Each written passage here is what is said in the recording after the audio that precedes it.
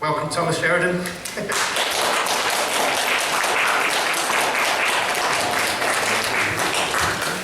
Can you hear me okay at the back there? Yeah. Just tell me if you don't, okay? Thanks, Paul. The last time I was here, I think there was like 7 or 8 people, so it's this is good. I'm glad to see so many and some old faces here too as well, so it's nice. I even got a hotel this time, but I'm the only person in the hotel, so it's like the movie The Shining. I'm waiting for like a kid coming out. When Paul came, I was throwing the baseball. But so it's good to be back. My name is Thomas Sheridan. I'm from Dublin, Ireland. I live in the west coast of Ireland now, and I have done for a while. I lived years in New York. I used to play in bands. I was a painter. I still am a bit, but mostly my life. Took an amazing tour in 2008-ish. After I had a really bad illness and I came out of hospital, and I've been studying psychopathology for years because I used to work for Goldman Sachs. And I said, I was aware that the world was a very strange place and very different than what we were told. That things were, everywhere I went in the world, people were essentially the same. Why were there wars? Why was there economic problems? Why was there recessions? And so I had this, I would say, a spiritual experience, whatever. Maybe it was left over from taking loads of LSD when I was younger, but I don't know. But it just happened, and the revelation was that if you survive this illness, you're going to go out and educate the world about this issue. And I just made a couple of YouTube videos, and I think it only been up a couple of weeks, and a publisher in Wales contacted me and says, "You should write a book about this." And then I wrote a book called Puzzling People. And again, thinking it would go nowhere, and I think I got on red ice after about a month, and suddenly I was all over the place, and I got quite well known fairly quickly. And since then, I've done 2 other books: the follow-up to Puzzling People, The Defeated Demons, and then I did another book recently called The Anvil of the Psyche, which was about my experience that I learned working in communications and corporate communications, and how the music industry and how everything from our perceptions through media is all based on ongoing archetypes that are actually aimed very deeply at the psychology of human beings. Very, very interesting stuff, very deep stuff, and very powerful stuff if you know how to deal with it. So, funny enough, everything was kind of gelled in together. I've got a film coming out on Friday, which is free to watch online, called The End of an Era. And it's a documentary myself and an artist in Ireland called Mark Higginbotham have made. And it's about how essentially Ireland was deconstructed by the IMF in order to get their hands on our resources. First, they flooded the country with cheap credit, following the entry into the euro. This put people in tremendous, debt. And then suddenly they had a bargaining tool. And then when the economy went down, rather than the banks being foreclosed, the Irish government, criminals in my opinion, saved the banks, rather than at the expense of future generations of the Irish people. And so what's happening in Ireland is a microcosm of what's going on in Greece, Spain, Argentina, and very many other places. But this film won't be a negative kind of we're doomed, we're screwed kind of thing. The film will be basically have tools that anyone in any country can use to decouple yourself psychologically, more importantly, from the system. So you're not controlled or medicated by the media. I'll give you a quick insight. I covered this in my book, The Anvil of the Psyche. I learned this when I was a communications consultant. But basically, when a corporation goes for you, it's the same thing as when a psychopath goes into your life. They're altering your neurochemistry. So that's why the news is on at certain times during the day. 1 o'clock, 6 o'clock, or 9 or 10 o'clock. What happens is, when the news comes on, you'll have or remember the Big Ben on the ITN news. That's to build up stress hormones, norepinephrine in your lower brainstem, and you're put in a state of hypervigilance. And then you get all the horror stories, and then they finish with a feel-good story, or a happy sports story. And what that does is it releases dopamine, which is a neurotransmitter hormone, which actually makes you feel good. It's the same what happens when you eat chocolate or you fall in love. So essentially how the media works is, and it's been going like this for years. This is also done in the military, it's also done in everything. The whole good cop, bad cop thing is based on this as well. They create stress hormones, and then they relieve them with things like dopamine. And that's why you're constantly, you become fixed. You have to get that fix. And that's why the news is at certain times. That's why certain religious festivals has things at certain times as well. It's very, I know it sounds very far out there, but that's actually, they didn't actually sit down years ago and say we're going to have the Angelus on at a certain time because it affects dopamine. They didn't know what dopamine was. But they knew going back for centuries that human beings were very affected by things like mantras, changes in light, things like having torchlit processions. And through the years they learned how human beings were modulated through behavioural stimuli that were external to their actual neurology. But they knew about these things, but they didn't know what they were called until maybe the 19th and 20th century. But this is a science, this is a way we're programmed. And even that, when learning about that stuff, that came right back down to how a psychopath targets a person in a relationship. So the whole thing really did fit into my whole theory in the early days of as above, so below. Well, it's whatever happens in a psychopathic relationship can be scaled up to the greater psychopathic system. And that's why we are the way we are. We're essentially controlled, and we're controlled through perceptions, and that's why I call them the lords of perception, the ones who actually have control and power. So my work has taken a long journey. I was watching videos years ago. I thought about 2008 when I first had YouTube and broadband, and it was all these people, and they had an idea the world had something wrong with it, but a lot of them tend to be very silly, or they weren't explaining why. And my attitude was, well, it's because the world is run. If they're not psychopaths at the top, it's a psychopathic mindset caused by a psychopathic system. Easy, simple as that.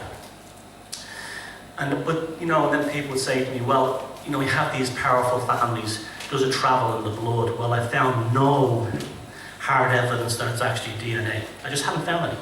There's a lot of push for it, but it's not there. You could have it just, the strangest things is that psychopathology seems to be like a savant kind of thing. It just shows up in families, in one individual. There was a very famous case in this New York Times where they identified some young children who were suffering, who were actually diagnosed as psychopaths. I won't say suffering because they don't suffer, we suffer, they don't suffer. And they came from normal families, they couldn't find any history of psychopathology in the family, and the other siblings were fine. So it's a very strange, spooky thing. I actually believe it's rooted in consciousness. I'll talk about that later on. But then there was the thing of okay, well, obviously runs in some of these families. I finished my first book, Defeat Puzzling People, talking about the Italian noble families. I spent about 2000, I worked for a bank in Dublin, and I went to work for about a month in Milan. And while I was there, on the weekends, I went to visit some of these nobles' houses around Lake Garda and these places. And they all had these bizarre paintings, and the paintings were from the late Middle Ages, early Renaissance period. And they would have been these powerful families, powerful Italian nobles, and often the images were very debased. Murders, killings, executions of prisoners, plague outbreaks. These were actually, and I asked one of the tour guides, why are they all so specific shape, and why are they painted on panels, and why were they not painted on the edge? These were headboards of beds that were given to couples who would marry, noble couples, and they would actually be conceiving their children, their images of murders, battles, killings. And this was to create a sort of a pathological, sort of cultural strand which ran through these families. So it was ingrained in them, even if they were not psychopathic, they would have a psychopathic system. This is why you'd have things like hazing in the American elitist schools, where kids basically show up as teenagers and get the shit beat out of them. It's to harden them. This is why you have these sort of pretty brutal stories coming out of places like Eton and Harrow, where the elites, they beat the boys and they raped them and stuff like that. It's the same reason why I went on the seminaries. It was the same reason. You have fox hunting, and they have things like blooding. It's to desensitize. You remember when you first saw a horror film, and it may not have been that scary, looking back on it now, but at the time it absolutely terrified you. And then you may have seen a film like The Exorcist or something truly violent, and all of a sudden it desensitized. Your levels of dealing with this stuff changes. That's because you're literally building new neural pathways in your brain that allow you to process the experience. I'll be talking about that later on tonight, that how it relates to the left and right hemispheres of the human brain. But this recently, I've been trying to find out what's the history of these families, why are they all like this? And I came across a very interesting document written by a British psychiatrist called Dr. Kenneth McCall, who was not a materialist scientist. He was actually quite a spiritual, consciously aware guy. During the Chinese Revolution in the 1930s, he noticed literally an epidemic of psychopathology. And by studying the Taoist literature, he found out that the Chinese believed that families could have a sort of like a pathological kind of virus, but not like a virus like an actual, bacteria, but almost like a strain of the consciousness in there that's actually would pass from generation to generation. And if it wasn't cut off, it would manifest or come out at times of extreme danger. So you'd have things like in China, people who never committed a murder or a crime in their life suddenly killing children. Things like this. We all hear these stories, this mass hysteria. And the Taoists believed that because some past relative who had what they described as psychopathic traits had left that kind of almost like not a DNA, but almost like a sort of like an imprint, similar to, when people have organs changed and stuff like that, and they have cellular memory. And he was using very archaic 1930s language, but I'm giving you what he was really basically saying in our, modern vernacular. But basically he was saying that wasn't dealt with in a psychological sense, then the virus would actually continue to the next generation. And so he actually, even though he wasn't a Christian, he used an actual Christian rite, the exorcism, to remove this entity, as he called it, from the infected individual. And they would find out that it was actually a genetic, well, I won't say genetic, but a past sort of like cellular consciousness trait, with tremendous success that he actually took it back to, other countries. And he's very little known within mainstream sort of psychiatry for the simple reason that he wasn't a materialist reductionist. He actually believed that he said that the actual cause was external. So basically, it was kind of similar to my work, that whatever the psychopath is, it's not in the neurology, it's not in the DNA, it comes from outside. Very similar to the idea of Jungian's, the Jungian collective unconscious. And this is what makes this whole issue so interesting, is because are we dealing with some kind of virus of the consciousness? I think, I'm not going to put my name on the line and say that's what I absolutely believe, because I'm not that well versed on neuroscience to make that absolute statement. I'm not a polemic at any of my work, other than I've only got one thing I have a polemic about, is that, as a psychopath in your life, get the hell away from them. But apart from that, I'm not going to say I have all the answers. I never do. But I do think there is something very real to this, that we're dealing with almost like a virus, a consciousness of the virus. And there is a scientific precedent to this as well. And it may even actually be biological as well. There is in all through nature, there are various organisms which actually get into the neurology of human beings and actually are all kinds of mammals and insects, and guide them towards, usually reproductive objectives. For instance, there's a fluke called the lancet fluke. I talk about this in my second book, Defeated Demons. It lives on cow feces, right? And when these ants actually eat the cow feces, when they go on the cow feces, they ingest the eggs of the lancet fluke. The lancet fluke then goes through the digestive system of the ant, but burrows its way back into the exoskeleton, literally eats the ant out as food, and then uses the ant's nervous system to drive the ant around like a robot.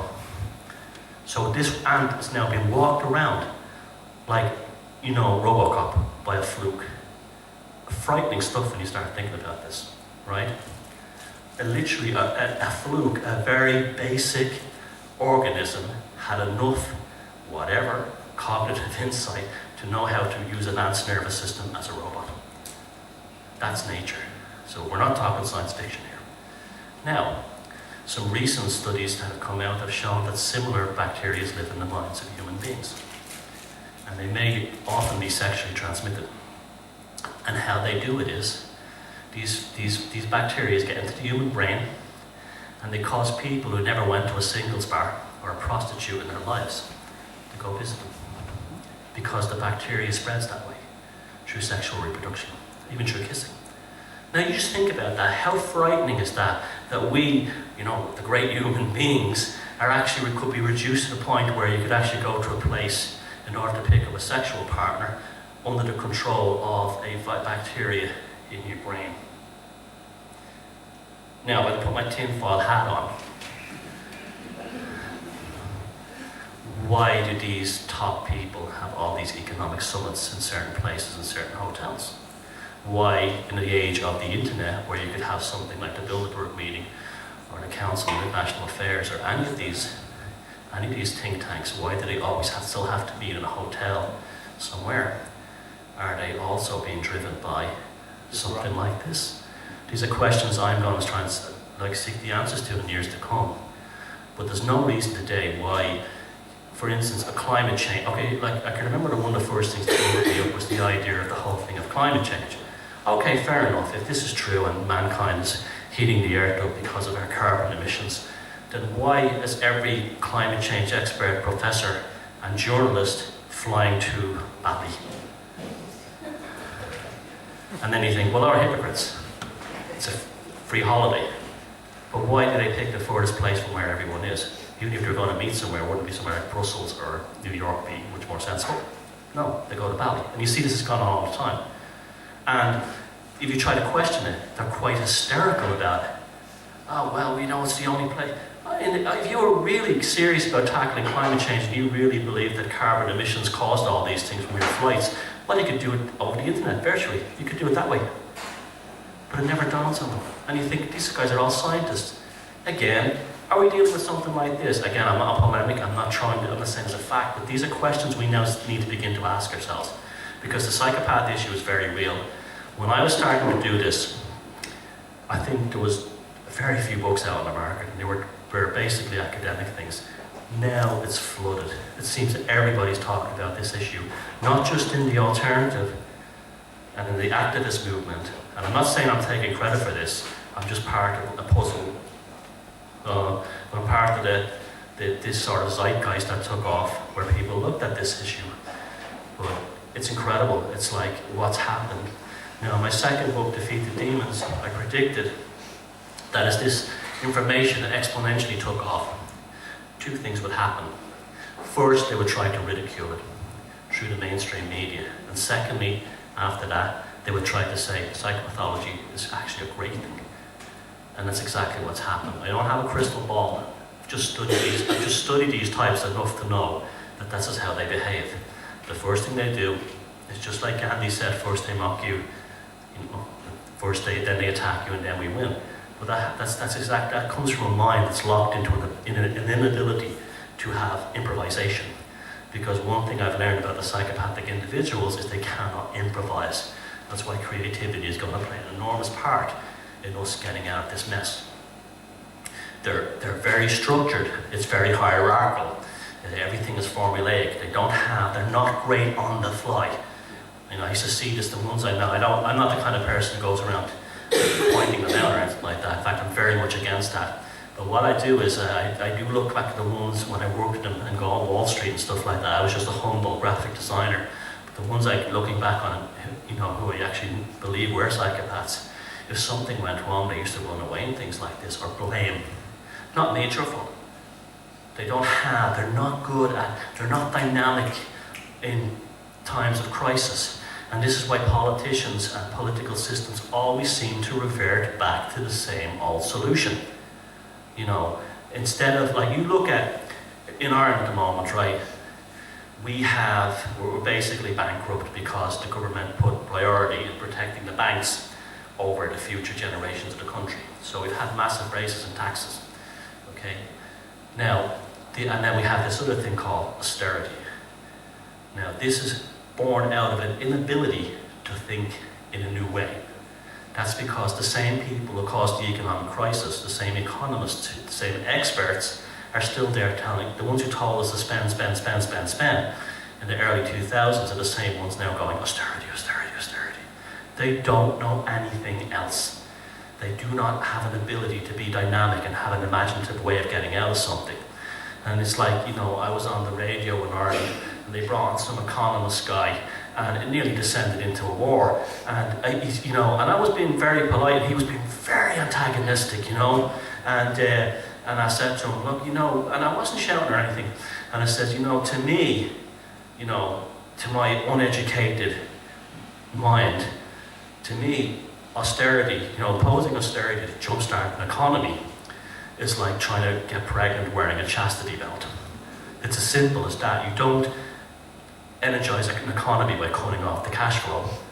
And, oh, no, it's been shown, and I just gave up, And that's what, I'm not saying that man was a psychopath, but he was locked into that only way of thinking, that psychopathic system of thinking. So the prediction was, the first thing is they try to ridicule it. And, John Ronson shows up, of course, the state-sanctioned ridiculer who puts down everything that's alternative and then takes it over for himself or for whatever. Just like he went and made fun of the whole thing, the men who stared at goats, and then suddenly he has a Hollywood movie deal after initially setting it up so he was slagging it off. He has a book called The Psychopath Test, and I remember John Ronson's Mr. PC, Guardian, Mr. PC, and both him and I were approached by Playboy magazine.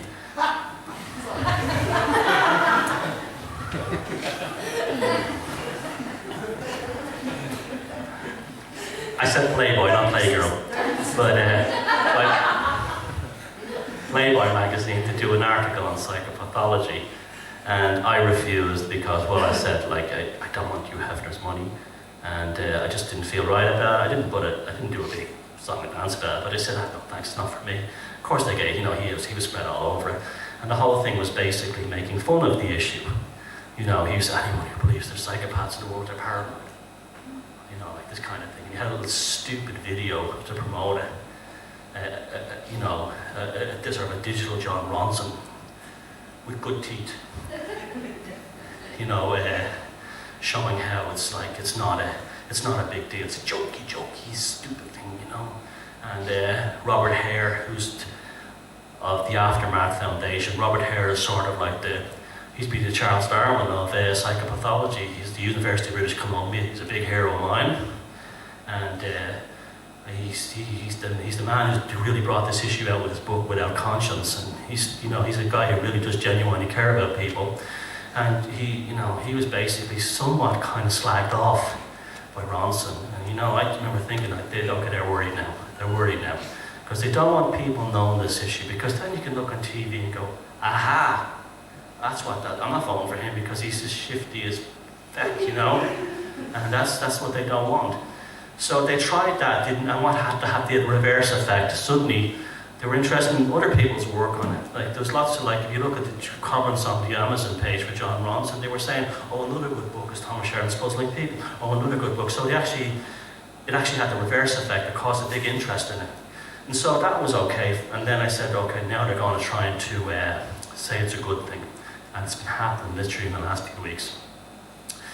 There's a book out called The Wisdom of Psychopaths. Pretty good book, actually. It's written by a professor of evolutionary psychology. I'm still trying to figure that one out. But it's basically saying that we need them, that we know they've been the best thing that ever happened. John F. Kennedy was one, which I disagree with. And, Churchill was one, which I agree with. And so on forth, and all these business leaders have made the West and made Europe and America so powerful because they have psychopathic traits.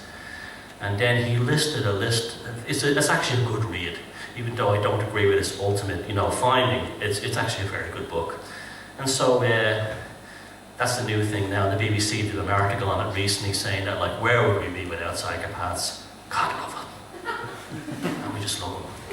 Now, what's interesting is how language plays a part in all this. Because originally the term psychopath was very commonly used 100 years ago. It was very commonly used by police. See, it was the first sort of scientific term. Before that was called moral insanity or moral imbecility. People who had no morals, or just had, they were aware that something was not right there. And there's some great scenes in some films that show how it would have been approached back then. There's a movie, The Gangs in New York, with Daniel Day-Lewis. There's a scene where they're about to have a mass execution down in the Bowery in New York. And they just pick up 4 or 5 local scumbags off the street. And one of them is about to be hanged. And Daniel Day-Lewis sees him and he says, "That's a nice watch, Johnny." And he goes, "I got it from my mother." And he goes, "I'll give you $1 for it." said, I got it from my mother. Can I give you $2 for it? And then he got hanged. So he sold a watch for a couple of dollars and was hanged. So the money was no use to him, but that's the psychopathic mind. They're feral, they live in the moment, they don't have that depth of cognitive, psychological, spiritual, even if you want to use crude terms like spiritual, I have no problem with it, but they don't have that depth of character, that they live like in the moment, and that's because their neurology is very, very interesting. Their neurology is very different. If you put them under a magnetic resonance imaging machine, an fMRI, and you put a normal person and a psychopath under them, what you see is the brain activity is very different. They have very little activity in the frontal cortex, the frontal lobes of their brain, which is really a human brain, is where dreams, imagination, empathy is processed, and the limbic regions and the amygdala, which is where you make moral decisions. There's where you actually think about something before you do it, and you think of the consequences. It's almost, I call it the gearbox of the brain. But they seem to be very highly active in the reptilian complex, the lower brainstem down here. So they have a brain more like like a reptile. It lives in the moment. It's obsessed with just survival, fight or flight, passing on DNA. So that's it. And it's quite spooky to see some of these videos, some of these images. And what they do is they will show triggers like stimuli. Certain stimuli will be given to them. Like they'll show them some violent images, and the brain of the normal person will go haywire, and the brain of a psychopath will be exactly the same as if he saw a picture of a kitten or a bar chart. There's no emotional depth to it. And Hervey Cleckley in 1940 wrote the first book on it, The Mask of Sanity. He referred to them as a mimic of a fully functioning human being who, and that's very important, mimic, and I'll explain why in a second, who has an internal state of chaos and then through purposely pathological behavior imposes this chaos upon others. So their order is generated by our chaos, which they impose upon us. And this is because they don't have a personality as such, they have a persona.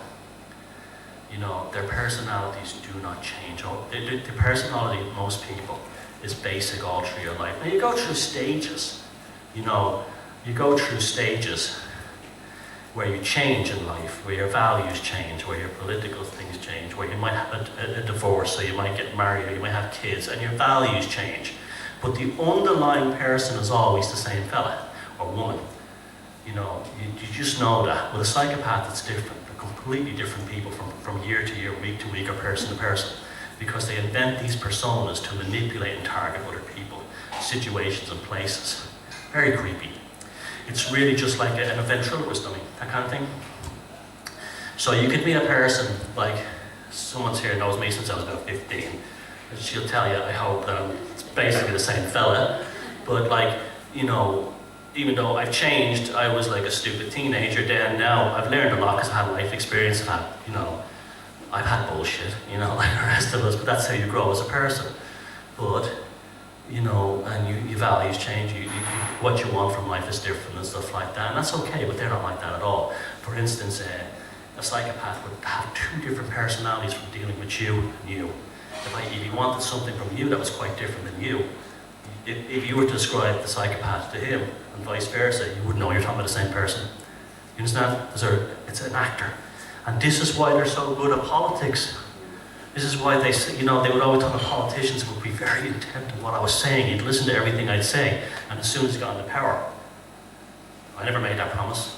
And that's literally what really happens, because it's so creepy and spooky. This is why they also can't say sorry. They're hardwired literally not to say sorry, because what happens is the previous version of them is the one who did the wrong thing, where the new version is not responsible for the crimes or the behavior of the previous one. And that's why can be a war criminal, start a war that led to 1 million deaths, so they say. Large numbers of British and American servicemen, caused chaos in the Middle East. And he will never, ever, ever, ever show any remorse for him. Because the one that was with George Bush in the White House is not the one who has an interfaith foundation. See what I mean? That's a classic, because he's not responsible for what the previous one did. And like I did some very, because my profile has moved on, so I did a financial terrorism tour with John Perkins, who was a New York Times best-selling author. He wrote The Confessions of an Economic Hitman. And, I was talking to him about this, and I says, you did pretty nasty things. And he was saying, yeah, he genuinely was remorseful.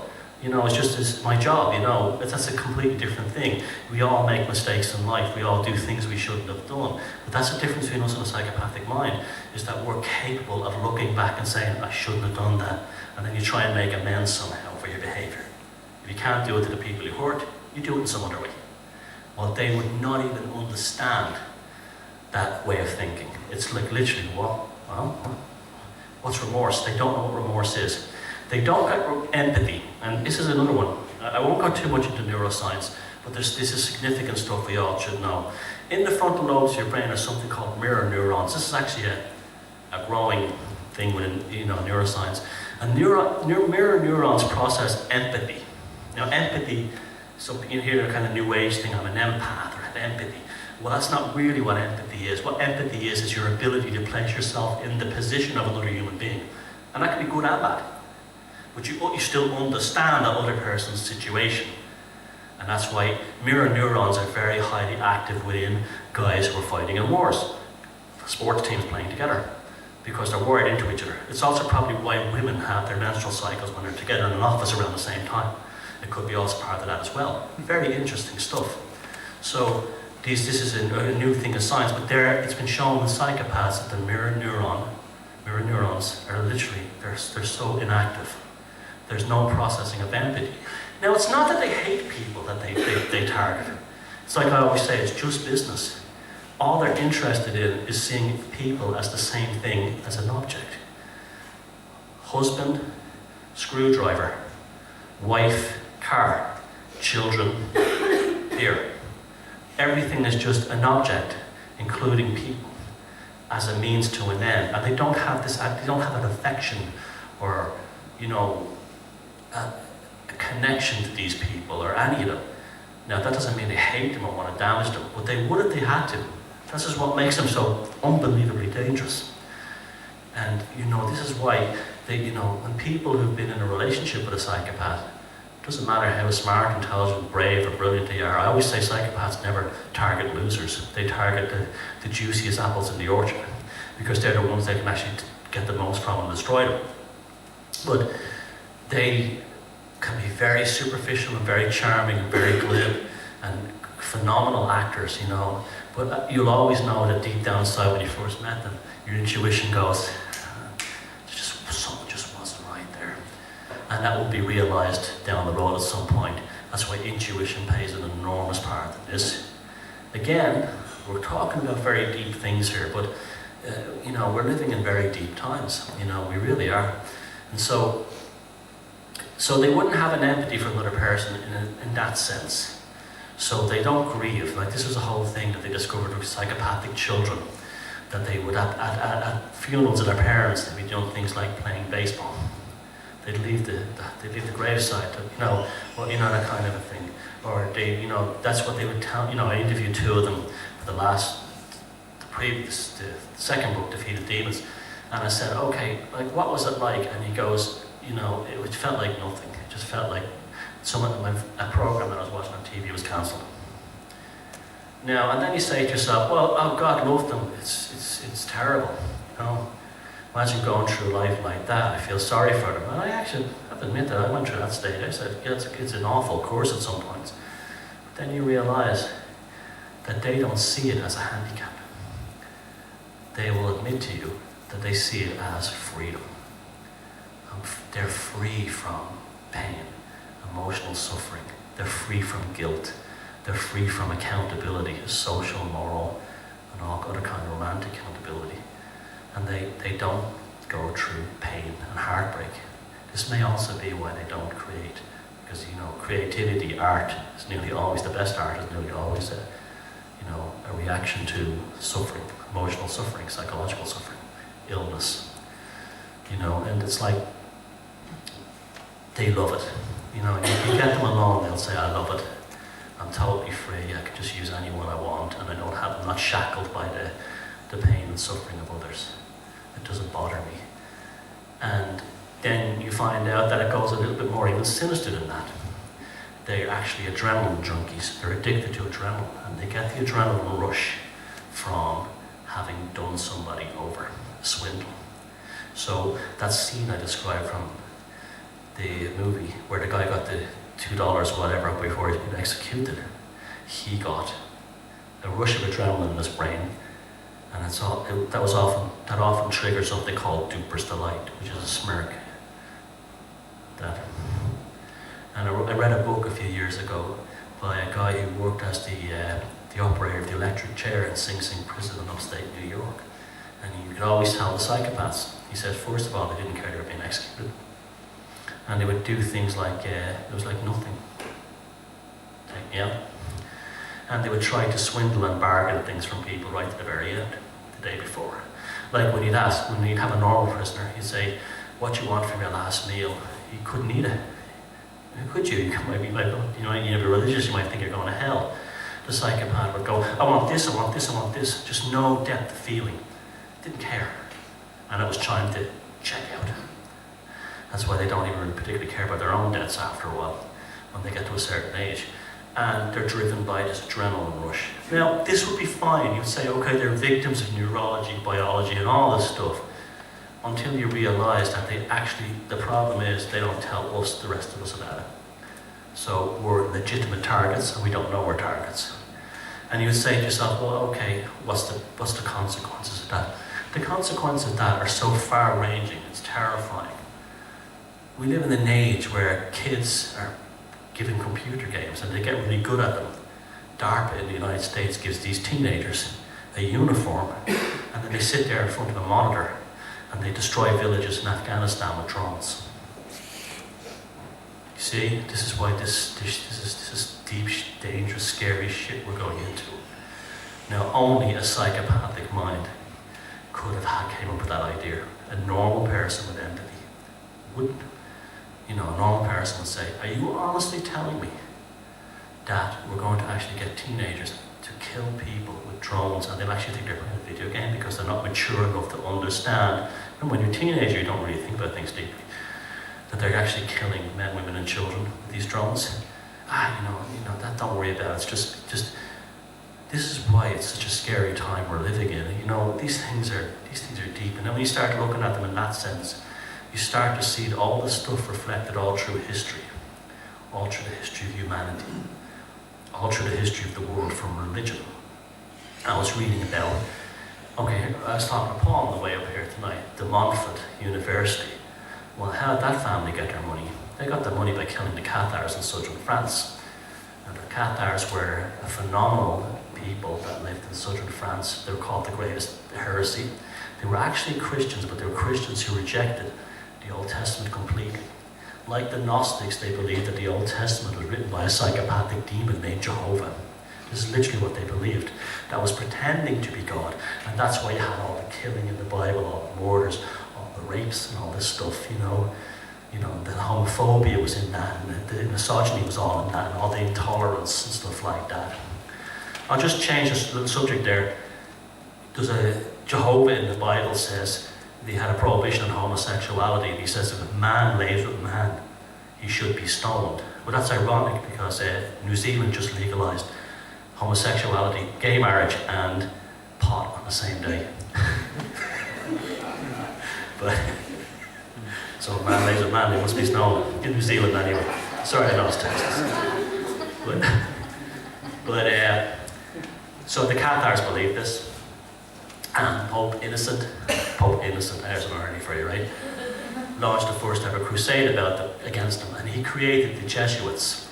The Jesuit order was created by him because the Dominicans weren't ruthless enough dealing with them. And the Dominicans used to, see, the Cathars were amazing.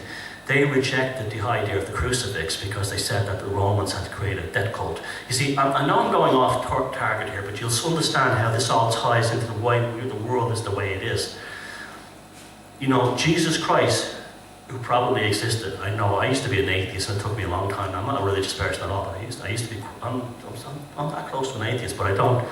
I'm not an atheist because I've seen too many amazing things in my own life.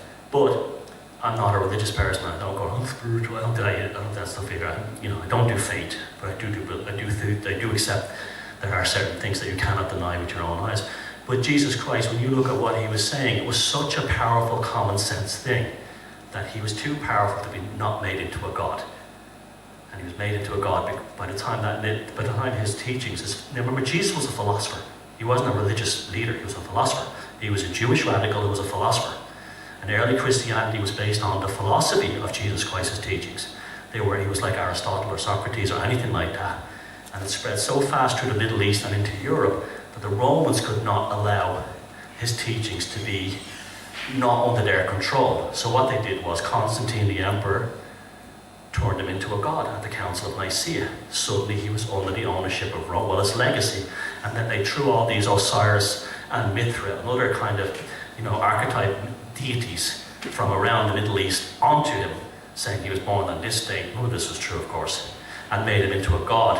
It made him into kind of a McDonald's god for the West. That's literally what they did to him. And his real work as a philosopher and a social radical was gone. It was under the control of Rome. Now, there was one group called the Gnostics who rejected this in the wake of the Council of Nicaea. They said that the most important books in the Bible were left out, namely the Gospel of St. Thomas, the Gospel of Mary Magdalene, and the Gospel of Judas. So when these people, the Gnostics, said we're not having anything to do at all with the Roman Church. We're the first dissenters, but we're going to keep his philosophy alive as a philosophical text. And so, of course, they were all wiped out by the Romans. A horrific genocide that went on for centuries. In some ways, it's still kind of going on in some funny way. The Cathars, through a sect called the Bogomils in the 700 AD, who were probably connected to Zoroastrianism, but also Gnostics, they kind of arrived in Armenia, into Bulgaria. They made their way through the Balkans, up into Italy, and then they became what we know as the Cathars. The Cathars were kind of keeping the Gnostic idea alive. They were dualists in that they were like the Neoplatonist dualists. They believed that the universe was made of dualities, which I do as well, and that they react, the integration of these dualities create the universe that we live in. This was all tremendous heresies to the Vatican. They said that Jesus, the worship of Jesus on the cross was a death cult. And when the Dominicans said to them, why do you deny the cross? The Cathars would reply, would you worship the gallows your father was hanged upon? They're very clever people. They're tremendous at agriculture, civil engineering, and they had women in France in the 1100s could own property. That was not addressed again until the government of de Gaulle in the 1950s. They were hugely ahead of their time. They had high positions of power in their government for Muslims, Jews, and Catholics. They were totally obedient. They didn't have churches. They didn't even have priests. They had things called prefects. They were a Christian sect who believed in reincarnation. And and the time came where you felt like you'd reincarnated enough in your life. You could actually have this rite. You had one rite called the consolamentum.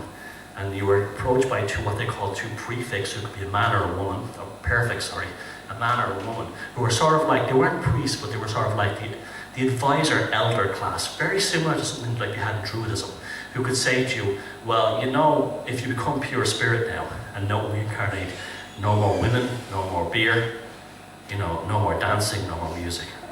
And they'd say, yeah, I'm ready, I've had enough of this life. And then they performed the consolamentum, and then you became pure spirit. This was unbelievably heretical to the Catholic Church, but very appealing to people who were Catholics and poor at the time, who struggled to feed these monasteries that were run by orders like the Dominicans. And when they went into churches, there were devils and gargoyles. And what I said about the reptilian complex, symbolism. Because I wish we had more time to talk about this, but the archetypes do show the predatory nature of the control system. Again, what happened? There was a massive conversion towards Cathars. There were millions of them in southern France and northern Spain by the 11th century. well, Pope Innocent created the Jesuits to go in there, and one of the guys who was involved in killing all these people to get their land and their money was the de Montfort family, and that's why they have all this power today. Again, everything comes full circle. This is why it's such an important issue, because we're actually robbed of what we're supposed to be as human beings. We're much more than this. We're much more than economic units. We're much more than soldiers going down and fight wars for them. They've distorted us. And I've had so much trouble dealing with this because I wanted to taper myself all the time. Say, you're going too far with this. It's not like that. And then something happens that validates exactly what I was thinking. I stumble upon something in the history books that validates it. And this is why this subject has become, for me, so important in my life, but not in an evangelical crusading way. It provides answers that I think that when these answers appear, look, if you're in a relationship, if you have a friend who over the years has done very strange things, and you say to yourself, I think he's a psychopath, you get him out of your life. And suddenly, there's less stress in your own life. He's less likely to come looking for you for money when he does something wrong, or something like that, or bail you out when he's jumped at his wife and kids, and things like that. You're not involved in that stress anymore, okay? And you're not associated with his behaviour, and he won't be making snide comments about you anymore, your weight, or the way you're balding or something. They love the kind of passive-aggressive thing.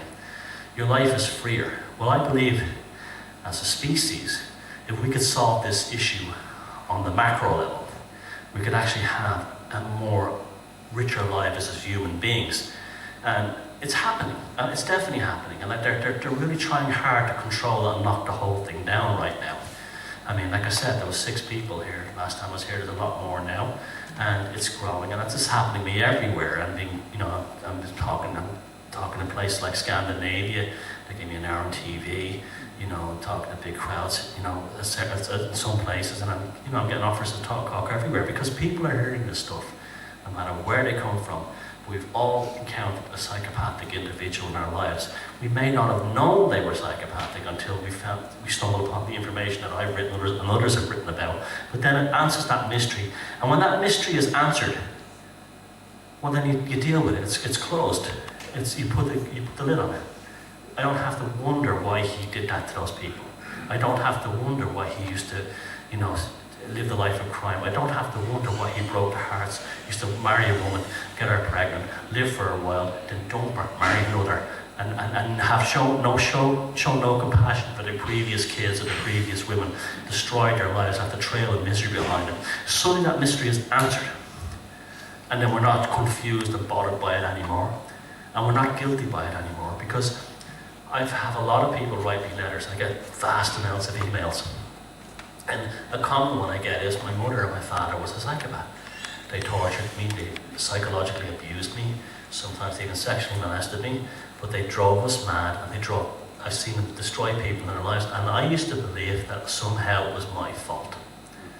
And when they read my books like Puzzling People and Defeated Demons, they realise it wasn't my fault, that they really don't have any morality, they don't have any empathy, and they don't give a shit about anyone but themselves. A huge weight is released off these people's shoulders, and then they don't have to spend their lives lying in bed at night thinking about it. Well, the same thing will happen with the world. If we can figure out that, like, politicians and people in huge power, if they're not psychopathic, they will have a psychopathic system. If we can deal with that, then we realise that the system cannot be reformed. I honestly believe that. Again, everything is scalable, from the bottom to the top. How do you cure a psychopath? You can't. There's no cure. Why? 2 reasons. 1, they don't really know what caused it. 2, if they did, we don't have enough scientific ability to do it. Great, we did, but we don't have it. And thirdly, psychopaths don't want to be cured. They don't see themselves as being sick. What kind of economic system do we live under? 1 doesn't see there's anything wrong with itself. Bailing out banks is perfectly fine while small towns are destroyed. We had the G8 system, the G8 summit in Northern Ireland, just over the border from where I live. And a lot of border towns on the northern side, where the G8 summit took place, are actually financially and economically in ruins. A lot of small shops have closed. What was their solution to this? they printed up, I'm not kidding, this has really happened, they printed up phony interior shop fronts and covered them all around border towns to make it look like the towns are thriving and all the shops are busy. And if you went up to the shops, the prices were in dollars. And that's called gaslighting. I'm going to explain what gaslighting is. I know I'm hitting you with a lot of information here tonight. Don't worry, I've got websites and other things you can follow. But remember what I said at the beginning, they change perception. They're phenomenal at that. They're phenomenal at making you accept stupid and absurd things that you would not normally accept. And you were in a relationship with somebody and it was completely mental, and you were thinking, what was I thinking being with that person? And that's because you were slowly changed over time. You understand? It didn't happen that they revealed themselves in one go. They came in very charming, very wonderful, and then they slowly changed until what really was, they weren't changing. They were changing your perception of them. That's what was really happening. And that's called gaslighting. And why it's called gaslighting is, it was a film made in the 1940s, I think Berman was in it, about a wealthy, called Gaslight, a wealthy widow in London in late Victorian times. The younger husband wants her money, and he drives her slowly mad by turning the gas lights down in the house and telling her that the lights are on full, until she's in total darkness and he's walking in as if the lights are on, and he was trying to destroy her psychology in order to get her to get into a mental hospital so he can have all her money. Well, that's what happened in Northern Ireland with those shop fronts. Rather than the politicians saying, look, we have no control over the financial system, the IMF, the globalists and everyone else place all their faith in bailing out failed banks. They don't care about you. We're really sorry we screwed up the economy. No, what they do is they would get vinyl inserts and put them on the windows of shops. So the politicians and the globalists could create this artificial notion of prosperity, but the people were expected to believe it. It's just in there. If you talk to the psychopaths who came up with that idea, they absolutely were. To them, they would say having a plastic shop front gives the people hope. Maybe one day they'll have a real shop front like that. Now, those posters cost £2 million. In a small border village, £2 million would keep a load of shops open. And I'm not a socialist, don't believe me, I don't follow that stuff either, but it would actually, they could have grants for all kinds of things and help people. But no, this is why we're so screwed up. This is why when you switch on the news and people go, what did I just hear? They're going to kickstart the economy by taxing us and making us spend less and spending less on public services. Now, I'm not putting down public servants. If any of you are civil servant, I'm not putting it down. But this is how the politicians do it. They get the civil service to make the decisions, so they are not ultimately responsible for it. And but it's also, they move the psychopaths within the civil service to the top as well. They really do. And that's how they have their own people in there, and they use them to get their policies through. And this is why they also create these think tanks, these globalist sort of and nationalist things like quangos, NGOs. Politicians can push this stuff through without any kind of popular vote. And what will happen is that the politician will say, hey, it wasn't my recommendation that we should pay these taxes. It was the International Panel on Climate Change says that you have to pay extra carbon taxes. Or the bedroom tax was proposed by some quango or some other think tank. And that way, they're not responsible, so it's like very devious. Now, in Ireland, the IMF bailout happened at 4 o'clock in the morning. 4 politicians, very heavily connected to the property business. The property sector was the main one that was damaged by the collapse in the bank, by the bonds. They had a 4 o'clock meeting at 4 a.m. and committed high treason, because they were supposed to have a constitutional debate, which in Ireland means, because of our constitution, a national referendum. The IMF bailout should have went to the people. These 4 traitors, I don't care if they ever see this, because that's what they are, that's what they know they are. And I'm not a nationalist either, but I'm just saying that, well, technically, under the Constitution, that's what they were. They committed high treason by signing off the IMF bailout. They used a politician who was dying of cancer to sign the actual letter. So they knew he wouldn't be responsible for it. This is how the psychopathic system is. This is what we have to, this is what we have to deal with this shit. And what happened then was, the reason why they didn't do it is because they knew that no one in Ireland would vote for it. Just like we didn't vote for the Lisbon Treaty. We live in a country in Ireland where if we voted our constitution, we have this brilliant rider in our constitution where if any kind of foreign party outside the country tries to change something in the country, it has to go to a national referendum. The Lisbon Treaty had to be voted in Ireland. The only country in Europe that was given a vote. First time it was a massive no vote. Then the democratic European Union said, sorry Paddy, go back and vote again, and this time get the right result. And they did it with the fiscal treaty as well. And then they say,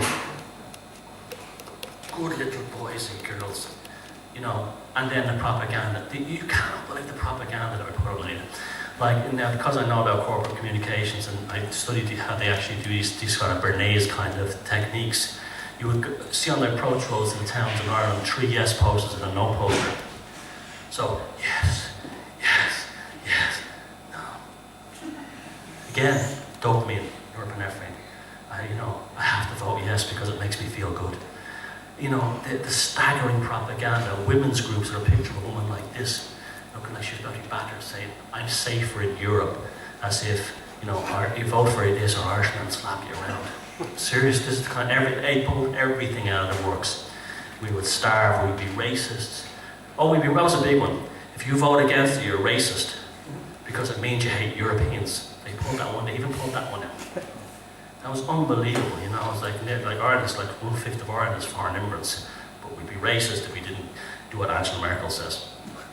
And so the whole thing was built on this idea, and then they played on other things like, look, you know, the Irish are kind of useless, unless you're in Europe. And the EU has been so good for us, they built roads. Yeah, they built roads over, you know, national monuments, that didn't matter. They built roads on land belonging to politicians. You know, the whole thing was a scam from day one. But yeah, that money comes back in other ways. They give nothing for nothing. And then that one that really got me was that for a stronger democratic Europe, you must vote yes, right? Now, anyone knows anything about the EU, it's not a democracy, it's an oligarchy. It's run by an unelected commission at the very top, who are technocrats and bureaucrats, and it works in exactly the same process as the Russian Duma. You maybe vote for your MEPs, but ultimately the say, and they're only just basically the bottle washers at the bottom. The main ones at the top are not voted on. They're a power, they're literally an oligarchy. And so the propaganda was astounding, but I still don't believe, I still think those two elections were rigged. Because I know nobody who voted no the first time, and my friends are from every walk of life, who voted no the first time, who voted no yes the second time. You don't change, no normal person changes their mind over a poster, you know what I mean? They don't do that. So I'm absolutely convinced that those two votes were rigged. The first ones were the real result, 75% no, 90% no. And the second one's a big swing vote. Lies, absolute lies. And there was one of the politicians involved in doing it was so obsessed with getting the electronic voting machines in, you know, because obviously, now, when he spent a fortune on them, and suddenly before the government collapses, he develops a back problem. And he's walking into government buildings with a cane. And he goes, I have to announce my retirement. I'm very ill, I can't go on. And he knew the economy was going to crash, right? The most recent pictures of him is living on his golf resort home in Florida, where he gets around golfing every day. Bastards, yeah. And it's not just Ireland, it's all countries. You guys have it, everyone has it. And this is why now we have to sit back and say, that's not us. They are not our representatives. They represent the club. They represent themselves first of all, and then they put the power behind that. So their representation would be the banks, the globalists, and so on.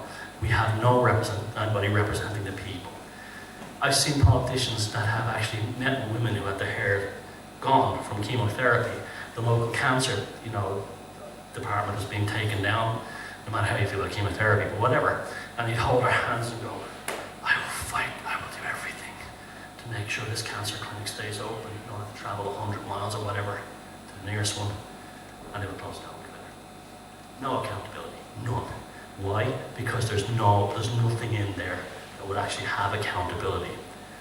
There's none. And if you corner them on these things, they can be so arrogant, so unbelievably arrogant.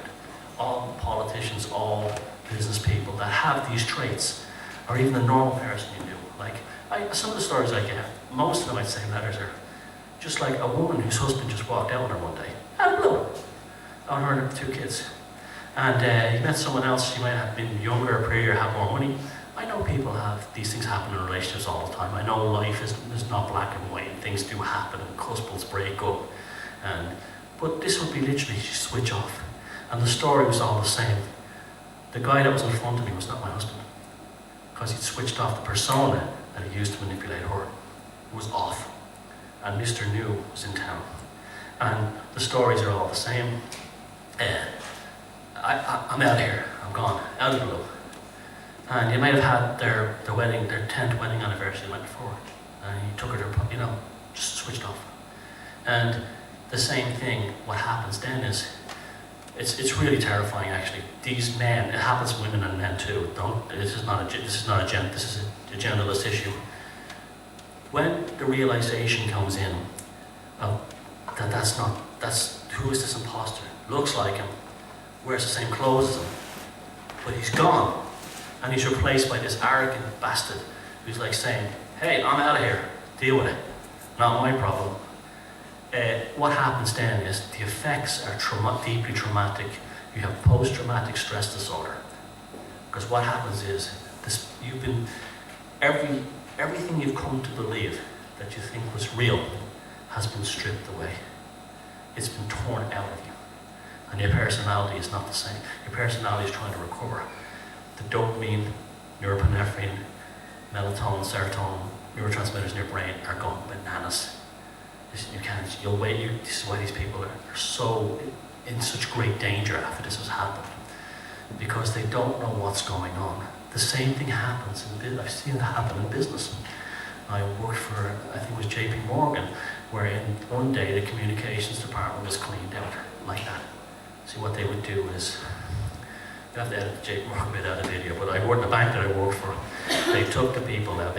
One morning, this is in New York, I was going into work, and I saw security guards at the opening, and they had a list, like an execution list.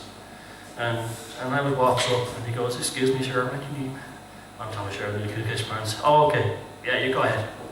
Others were told, you wait down the lobby, your stuff will be put in a box. And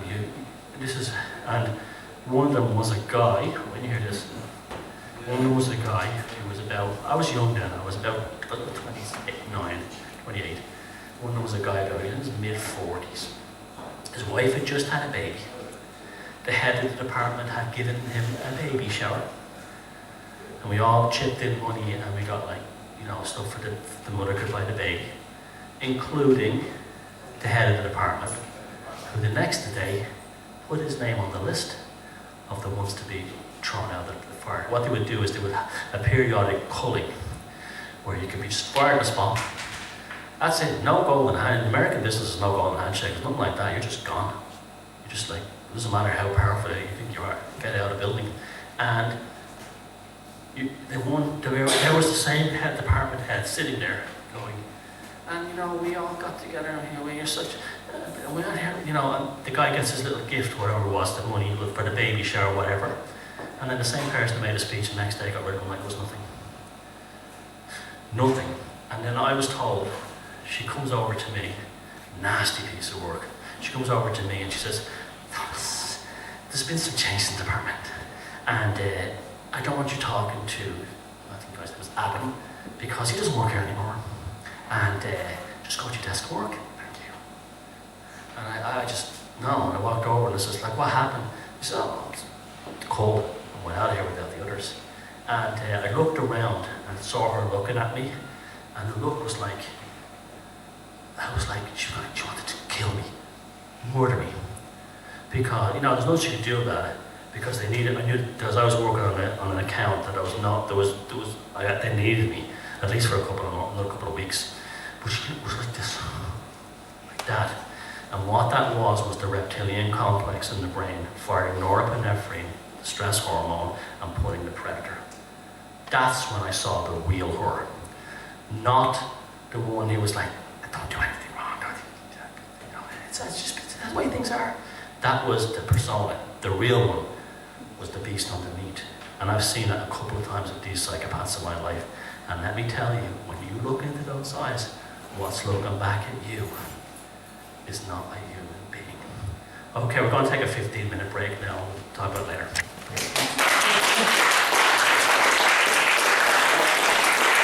Thanks, Thomas. I wasn't sure where to put that in. I was enjoying that so much myself. So. I know you're doing well at cramming those sardines in that tin, so. But yeah, thanks. 15 minutes break. We'll try and get him going as well, so you can tell he's got loads of info for you. So yeah, have your flags and your beers. Come back.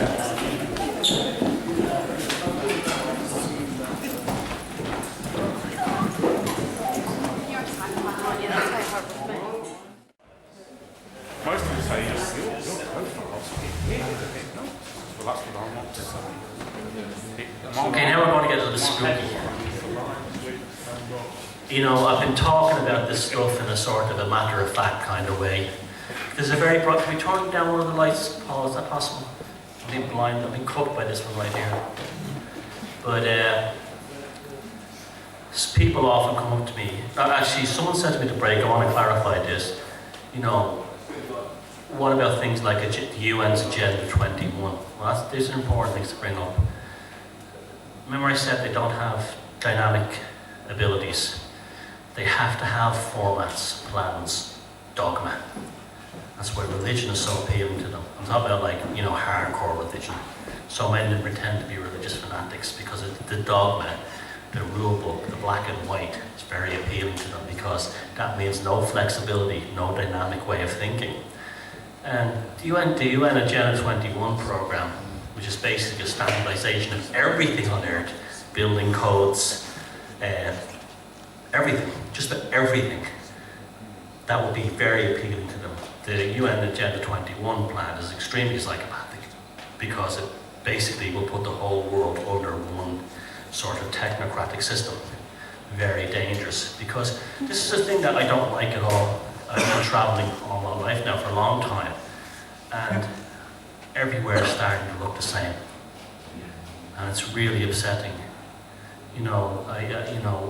Cities all have the same shops.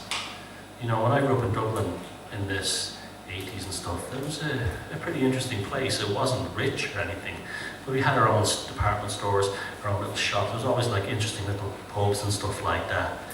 Now, when you travel around the M50 ring road, which goes around the orbit of the city, it could be anywhere. It could be LA, Atlanta, outskirts of Oslo, outskirts of Manchester. All the same kinds of buildings, all the same kinds of chains. And this is part of the standardization. They're making the world very uninteresting. I know some of you have heard of Brian Gerrish, a friend of mine, former Royal Navy officer, and he told me that back in the day, in the 70s, when the fellas used to travel overseas and stuff, when they'd come back to England, and they would talk about, I went to Hong Kong, it was so different. I went to Singapore, I went to Lagos, and all these exotic places. And he would talk about how different the buildings were, the food were, and then he told me that around the 1980s, it started to change. People would talk about the McDonald's was starting to appear everywhere. So this is what that UN 21 is about. It's about standardization. And they don't want a world where everything is different. And if you read their working documents, they're really quite terrifying, actually. It's like they want every building code in the world to be the same. So that means that you travel from Siberia to, South Dakota, from there to Argentina and across to Africa. and the buildings will all be the same plumbing systems, same construction design, everything. We'll turn the world into a soulless, cold, dead place for humans, and it will rob us of the richness of human life.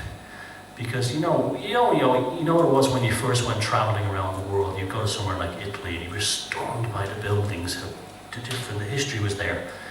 Well, they're trying to rob us of our history. They're trying to rob us of our past, because they want to begin again. They want to begin again with a blank slate of nothingness, where we can actually be. This is why you know that phrase, history belongs to the victors. Now it's more than history, it's everything.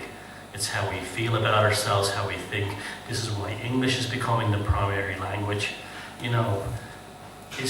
People say, oh, we should be one world as a one world people, and more wars. Yeah, that sounds great and everything, fair enough, but that's not the kind of one world they want. They want a one world Milton Keynes, a one world shopping centre, a one world plastic, antiseptic, easy to manage, maximum profits, less diversity. You see, this is a real mindfuck. This is a real game, a spell they put on us. They talk about diversity, multiculturalism. They love to throw this stuff out there. But multiculturalism to them is not the same thing it is to us. Multiculturalism to them is all the different groups and all the different races and religions all having the same slop culture, all being bland down to nothing. So that what makes those cultures interesting are taken away. And there's also an assumption that somehow we're all naturally racist.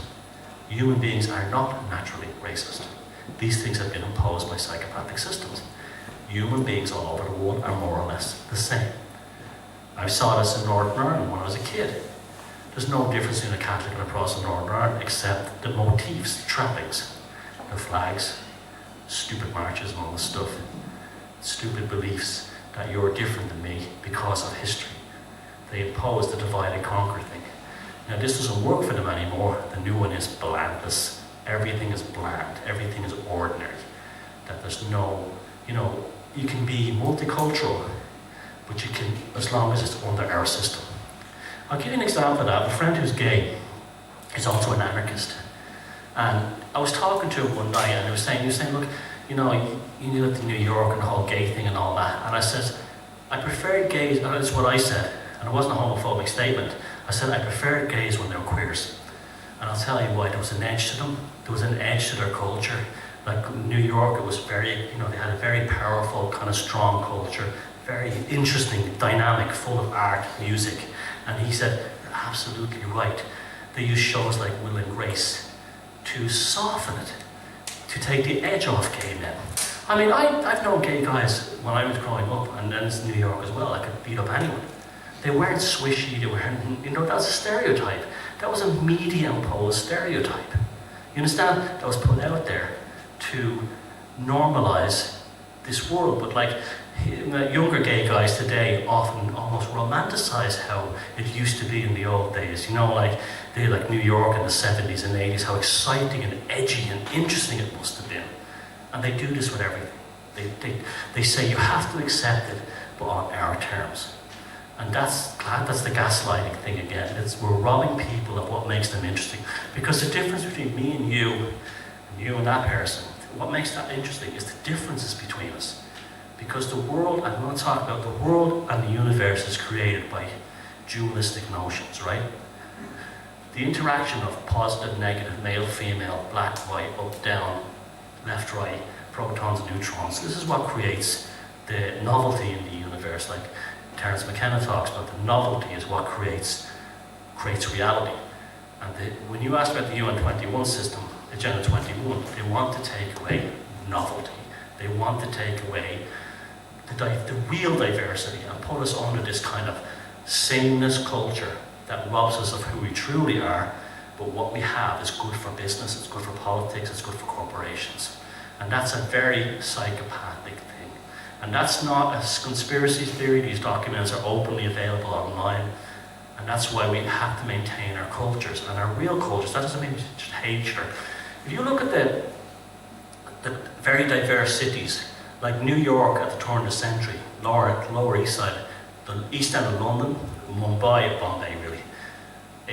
Up until recent times, there were multicultural powerhouses in the true sense. With the Lower East Side of New York, we had Jews, Irish, Italians, Eastern Europeans, African Americans, in vast numbers living next to each other.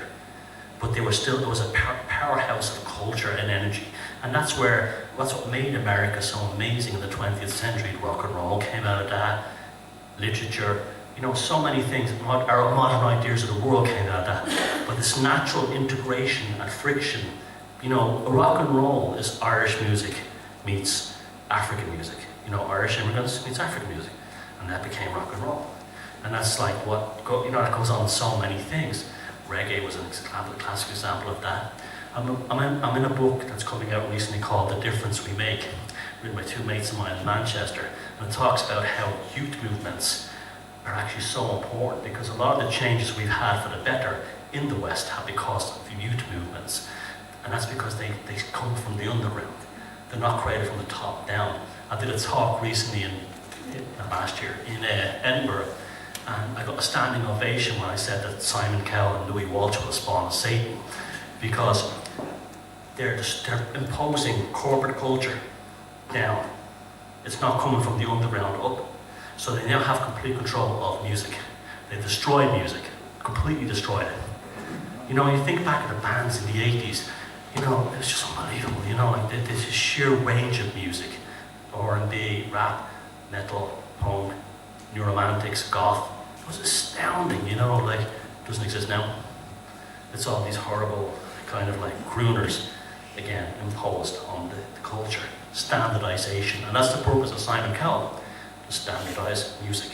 He's the Agenda 21 of music. Charles Saatchi is the Agenda 21 of art. Understand? Imposed things from the top. The merchants of nonsense, I call them. And then a new generation grows up thinking that's what it is. It's not. Their perception has been changed. And this is not a new thing, this has been going on forever. This is why the Greeks filled, 2,000-3,000 years ago, filled their entire empire with amphitheaters. They weren't just plays to, amuse the population. Those amphitheaters were to indoctrinate the population through these Dionysian cults. Dionysus was the first rock star. Actually, the depictions of him show him in a stretched chariot being followed by his groupies. He was the first rock star. Elvis, Kurt Cobain, you name it. They were Dionysian cults, just brought up into the new world, into the new times. But the same motif and allegory was there. So they've been doing it for a long time. But it's got so powerful now because they have the whole world. Because of mass communications and the internet, and mass TV and mass media, I think 6 companies own all the media in the world. 6 companies. And that would include YouTube and everything else. However, they screwed up by giving us the internet. Because the new folk tradition is people using YouTube and so on and blogs to build up their own culture from the bottom. So we're getting it back in a different way. We're human beings are amazingly resilient culturally to actually do this. There's the same kind of energy that, African Americans were brought from Africa on slave ships. But look what 100 years later, every music in the world that's listened to today, by then was African music that was brought by those slaves. So it just shows you how amazingly resilient human beings are to change. So that's why when they impose these things on us, like Agenda 21 and all this stuff, don't worry about it, because we are human beings, we will develop the means to escape it in some way, and it's happening. It's like the music industry doesn't exist anymore. I can't believe the changes in the music industry from when I was a guitar player in it, but it doesn't matter. The new bands are making their own records. It's very easy new technology to record your own music at a very high quality at home on your PC, using your analog instruments, and you can market it, put it on MP3s and sell it, and get your YouTube videos up, and there's other ways of doing it. It's almost like a folk culture has developed that's coming from the bottom up. So never lose hope. My message is positive, it's not negative. The human beings are resilient. No matter what the psychopaths throw at us, we always seem to survive. And this brings me to another idea. The idea of good and evil. people say to me, are psychopaths evil? I says, well, yeah, they would be considered evil in, the moral framework of what we come from. Well, we'll talk about that. Good and evil actually has a history. It really does. Up until the 6th century BC, we lived in what was essentially a polytheistic world. Polytheism means there was multiple gods. This is a universal thing all over the world. There was gods for rivers, a goddess for the sky, a goddess for a tree. Ireland was named Era after the goddess Eru. So there's goddesses for everything, gods for everything. And that's how the human beings were until a Persian prophet in the 6th century BC called Zoroaster came up with the idea that we lived in a dualist world where there was a dualist god. Now that's not necessarily a bad thing, but it became a bad thing. So you had polytheism, you had a continuous line of everything was sort of related to nature, gods, goddesses, so you had a thunderstorm that was Thor. It wasn't necessarily, and that thunderstorm wiped out a village. You invoked the anger of the gods, and that's how they dealt psychologically with these things. When Zoroastrianism came along, you had a split. It went like this: you had good, evil, right? Now, this is so significant to the history of human beings, because if you have control over this idea of good and evil, all you have to say is these guys are good and these guys are evil, and then you have complete control over the human race. And that's where the psychopath lives, in the space between good and evil, constantly saying what's good and what's evil. So that's why there's so little evidence of warfare prior to the advent of monotheism, one God. Zoroaster was the first one to believe there was one God. And what does one God mean? One law, one king, one ruler, one empire, one supreme being. And that was a great way for the control system to say, I'm the emperor, I'm the king, I'm the leader, and I represent God. I'm God's representative on earth, and I say what's good and what's evil. This religion is evil, this religion is good. When the psychopath gets in there, between those two paradigms, between good and evil, that's when they have absolute control over the rest of us. Now that's why they've taken the idea of dualism and perverted it, because they can flip it, because they can make these arbitrary decisions to decide what these things are. We have to be very aware of these, because if you've been in a relationship with a psychopath, say you're married to one, they will suddenly change their opinion on things out of the blue. They may slag off a certain restaurant for so long, and then something happens where they get a free meal there, and they'll say, I really like that place. You understand?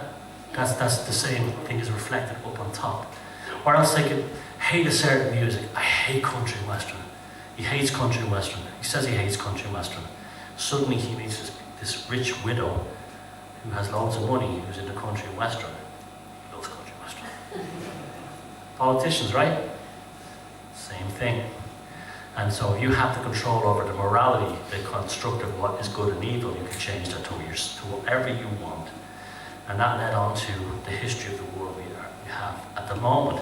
However, I believe, this may sound kind of, out there, but I actually believe that it's closed. That thing is closing again. I don't think it's an accident. You can call it evolutionary, social evil, evolutionary, spiritual, evolutionary. I don't care, but I know for a fact that this information is coming to the surface now, as is everything else to do with the money system, how fake that is, all the freeman guys and women on the legal side of things, how people are rejecting, mass media, switching off their TVs in vast numbers. CNN gets almost no ratings now, and that was the ruler of news at one time. And it's not because they switched to other channels, it's just that people aren't watching because they figured out it's all a scam. And lots of people are just saying, enough. And what's really happening is this is the return of the savage. This is the return of the native.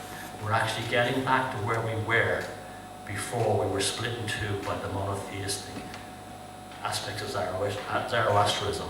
And we're moving away from it. And there's been so many things you see. People are not easily divided anymore. When we had that horrible tragedy in London, that they tried to whip up this thing between Muslims and the EDL, out, it didn't work. People just didn't fall for it. They were not going to run out and, hate every Muslim that ever lived. You could see it in the media. I was watching Sky TV and I was saying they were trying to start a race war. You could see it was disgusting. They were absolutely baiting people to whip them up. Well, it seemed like they moved from a brown Muslim to a black Muslim. Sorry? It seemed like they moved themselves from talking about brown Muslims to black Muslims. Very big, very much so. And what was the purpose of that? To make the sort of lighter-skinned Muslims feel, you're British. Yeah. It was a divide and conquer within the Muslims. And they've done the same in Northern Ireland with the Catholics and the nationalists. They would say things like, well, I have no stake in politics, don't think I'm an editorial, I'm apolitical. I'm just saying that, I saw them do that, where they have the real national support, the SDLP, the nasty national support Sinn Féin. You see, it's games, they're always dividing things up, and you bang on, I never thought about that, but you hit the nail right on the head. They were trying to create a race war, not within Islam itself and in Muslims. Dirty, dirty tactics, and it's again the same kind of idea. Are you British enough to be a proper Muslim? Gaslighting. That's a brilliant observation, thank you for that. We see that's a classic example of how they fuck with us. It's like they play games with our minds all the time, because they decide who's good and who's bad, who's evil and who isn't, who's the right kind of homosexual, the one who's on Will and Grace, not the guy who's like a hard, a tough drag queen, that lives in the that lived back in the 70s. That's the same thing. And I even see I can remember when Ireland, when the Good Friday Agreement was coming in, they were talking about a new version of Irishness. Maybe we shouldn't be obsessed with nationalism. Maybe we should be seeing ourselves in the context of being good Europeans. You see, it was a bargain, it's a game. They're always playing with your mind. And that's exactly how a psychopath does it in a relationship as well. They're always trying to say, what happens is when you first meet them, they will try to they will do everything to make you fall in love with them. And then when you're just about to fall in love, they pull away. They're testing you to see how desperate you are. You understand? And that's what they're trying to get you, is acquiesce to what they want. That's why, they say, well, I don't know if I'm committed to this relationship. Maybe you can prove it by leaving your husband, or maybe you can prove it by let me move in with you for free. That kind of a thing. And these people are so chemicals are there's two kinds of love in this world. There's chemical love, which is hormones, which is what, when you meet someone and you're shagging each other senseless and having a fantastic time, and you're like, I'm so in love. That's not real love. That's not the love that sustains you. Well, sometimes it is, if it is the real thing, but that's not the one that will sustain that love when that person gets multiple sclerosis or cancer or gets old. That's the real love.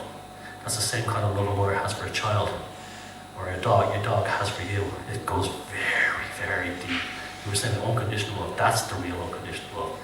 And that's what happens with people who've been together. That's why couples start to look like each other after a long time together. Usually they really do.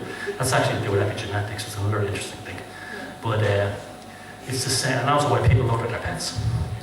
But, or their pets look at people. It's a very deep connection that actually changes biology, believe it or not, through epigenetics by switching on certain gene sequences. But that's the real love.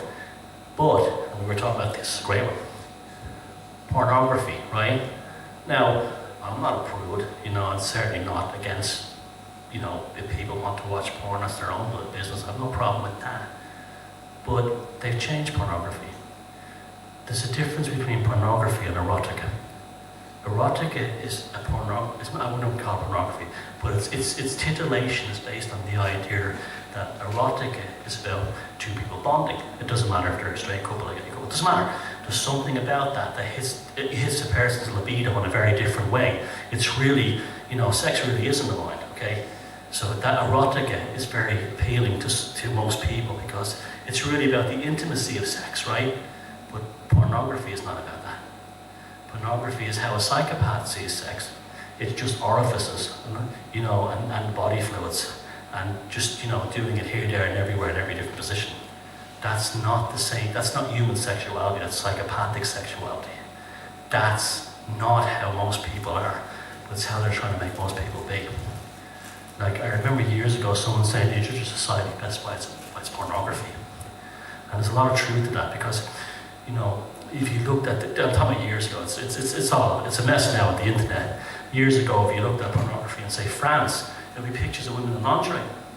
You know, it was nothing like American pornography, which was close-ups of the genitalia. Very interesting, because that was the forbidden fruit almost, you know, kind of a thing. And it was different. That's because they were targeting things that were forbidden fruit. Now the pornography would just be, you know, I don't watch it, but like from what I've told, it's just all over the place now. It's just like, you know, anything goes, and that's because psychopaths are asexual. This is what we're going to. Any of your gay guys or gay women have to look out for this.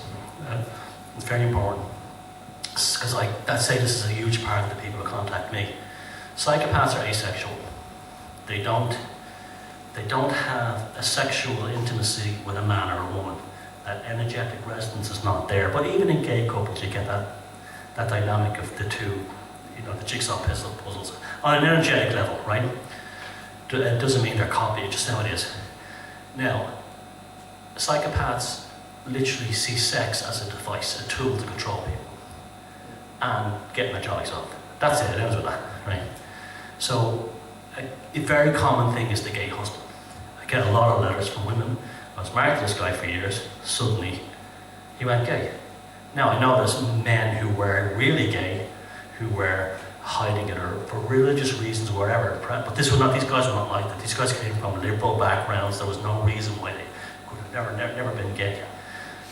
She just said he just met this guy at work, he had a lot of money, and suddenly he's living with a gay couple, out of the blue. That's because this guy wasn't really gay. He just saw a guy that he met who gave him more social or money or economic opportunities, and he pretended to become gay. It's surprisingly common. Unfortunately, there's two victims here. Okay, the woman they left, right? But also the guy that he's gone with now, because she thinks she's lost her soulmate. He thinks he's found his soulmate, and what they've both discovered is a fraud, an actor. And these people are the most damaged of all, because even their own identity of themselves is damaged by this. And one woman wrote to me, and that was very good. It was actually a very moving email, but I never thought about it that way. But the media plays on this stuff too. Like I said, Will and Grace. Like she was saying, you watch films like what was that film, Brokeback Mountain, and she says that one of the guys in that movie left his wife for another guy.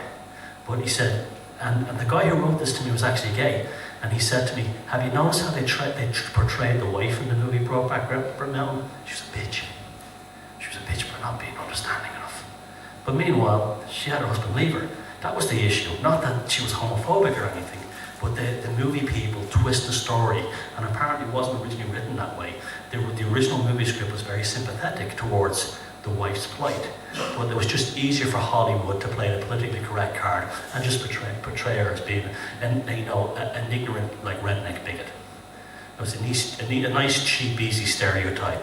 So they're very devious and nasty how they do these things to us. Now, there's been some recent things. See, I'm trying to keep this as contemporary as possible. I don't like repeating things in my talks. Michael Douglas, the actor, he had throat cancer, right? And they now come out that he's now claiming that he got it from having oral sex with women, cunnilingus, right? So, you know, I swear to God, this is true. Like 4 years ago when I first heard about this, I said, watch, they're going to say it happened to him from, you know, that, you know. And as a joke, I said it to a friend, as a joke. And then now it's in the news. So what's the first person to contact me, this is a woman, a feminist friend of mine she's not a hardcore feminist, but a feminist friend of mine in Italy, contacts me and says, Thomas, they're attacking women again. Because they're trying to take away the bonding between a man and a woman in a sexual way by making women look like they carry cancer. And it happened in the same week that Angelina Jolie had the voluntary mastectomy. So women are now, you know, it's all about desexualizing women, but at the same time, Angelina Jolie was shoved in your face as the ultimate sex thing. You know, I was shoved in your face. She's very high testosterone too. And that's a very common trait in psychopaths. I'm not saying she is, but I'm just saying it is. And that came out the same week. This was a total psyop, if you want to call it that. And it was all about destroying intimacy between people. And it was especially targeted at women, to make women believe that they need to have lots of plastic surgery, go to doctors constantly, and otherwise your men will leave you, that kind of thing, because they have a vested interest in splitting up couples because they want the double taxation. That's the reason why feminism was created. Now I know feminism was needed. Women were earning way less. A few years ago, a woman was married to a guy in a government office, and they got married. She was expected to leave her job. Women were totally second-class citizens in every way, and that was all noble things of the women's lib movement. But the only reason they made all that stuff legal is because the bankers realised that we get all the women working, we'll double the taxation. That was the real reason. That was the real reason they did it. Also, the children would be raised by the state. They would be easier to indoctrinate through state programs. That was another reason. Very, very sneaky, very devious. And the proof of this is so easy to find. Edward Bernays, who was Sigmund Freud's nephew, Sigmund Freud, the famous whack job psychoanalyst, who saw everything in humanity was reduced to sexuality. Well, Sigmund Freud, but also was he got into people's head. He knew it made them tick and think. But Edward Bernays was only a young lad when he went to America, 24 or something he was, and he immediately got a job in the Woodrow Wilson cabinet, who was the president at the time. And the idea of this was to get America into World War I. And the idea was to play on people's fears and insecurities, because Sigmund Freud knew through his work that human beings are controlled by, irrational fears, anxieties, insecurities. Bernays was absolutely a psychopath. He was a bastard. He actually went over to the United States and got the job right away from the US government, and he created the idea of the German with the Belgian baby on the bayonet, that poster. That was to get Americans into World War I. Very successful. Americans were very anti going into World War I at the time. They saw it as an imperialist war, European-owned style. We Americans were more advanced, we don't go for that. He successfully did it, but he also invented the women's movement. And the women's movement was invented, what for? To sell cigarettes.